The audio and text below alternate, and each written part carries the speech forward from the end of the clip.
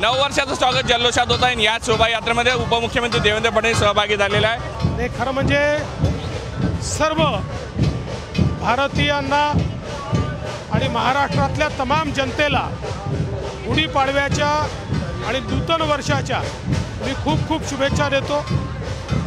प्रभू श्रीरामांचं मंदिर पुनर्निर्मित झाल्यानंतर हा पहिला गुढीपाडवा आहे। आपण प्रभू श्रीरामांच्या विजयाची गुढी उभारत असतो, त्यामुळे उत्साह मोठा आहे। आणि यावेळी मोदीजींच्या नेतृत्वामध्ये महाराष्ट्रात आणि देशामध्ये आम्ही विजयाची गुढी उभारू। वातावरण राममय आहे, विजय निश्चित आहे, जनतेचा आशीर्वाद आहे, चांगला प्रतिसाद आहे।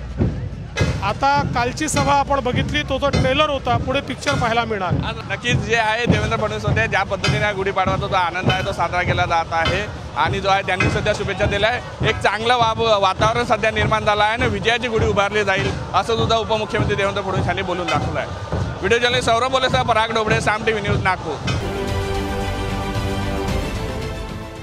देश विदेशातील प्रत्येक घडामोडींचे लाईव्ह अपडेट मिळवण्यासाठी आता साम टीव्हीच्या सर्व सोशल मीडिया प्लॅटफॉर्मला लाईक, फॉलो आणि सबस्क्राईब करा। तसंच सर्व नोटिफिकेशनसाठी बेल आयकॉन प्रेस करायला विसरू नका।